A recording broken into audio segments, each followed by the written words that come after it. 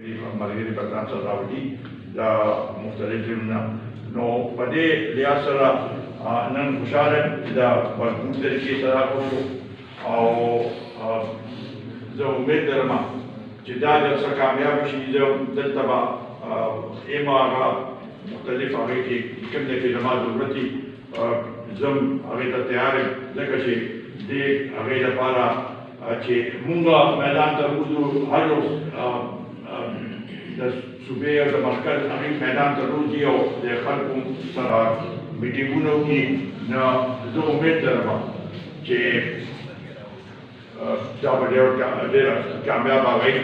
دا صحیح ده کېدای شي چې کوم ټارګېټ مونږ ویلي هغې کې کوم هم راشي یا کوم مونږ وویل هغه کېږي او لږ ډېر 19-20 فرق کې نو انشاءالله تعالی دا کوم تعداد چې موږ اوس وښو دې کې 19-20 فرق راغی نو هم دلته یو هغه مجموعي چې هغې کې پته لګي چې دا د قومي وطن پارټۍ مرګري خاص کر دا پېښور ډسټرکټ پېښور سټي دا خو نږدې ده دا خو پیدل راتلی شي دا خالي شي او لږ په دې باندې خبرې کول غواړي چې د دې جلسې څه اهمیت دی او څه خور پکار دي. مخکې خو د الیکشن نه پس پارټي شمولیتونه هم کېږي او ښه طریقې سره خلکو حوصله په هغې کې زیاتېږي. انشاءالله تعالی همدا سلسله به مونږ دغسې جاري ساتو. دې ځله یو مې تاسیس هغه نه کوو بلکې دا فرو مختلفو ډویژنو ته او مختلفو علاقو ته او د هغې زما په خیال ډېر ښه نتیجه راووته. د اسلام آباد کې خو مونږ هسې واسطه وشي او هغوی ته پته ولګي چې قومي وطن پارټي یو مې تاسیس دلته اسلام آباد کې منابع هغې نه پس په ثوابۍ کې بیا په بنو کې ورپسې سوات کې او بیا هریپور کې دا څلور پروګرامونه وشو او زه خاصه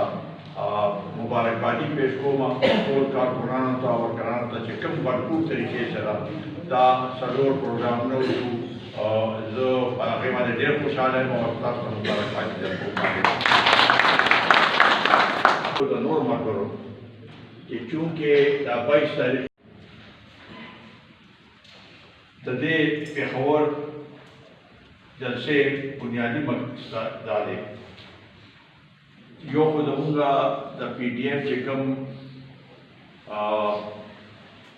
پروګرام دی یا اهداف دی یا چې څه مونږ حاصلول غواړو او دا تېر الیکشن چې دی دا د دانګلې الیکشن او سلیکټډ حکومت دی او مونږ غواړو چې په د هغې لپاره دا کوشش مونږ شروع کړی دی. د پېښور د پی ټي آی حکومت دا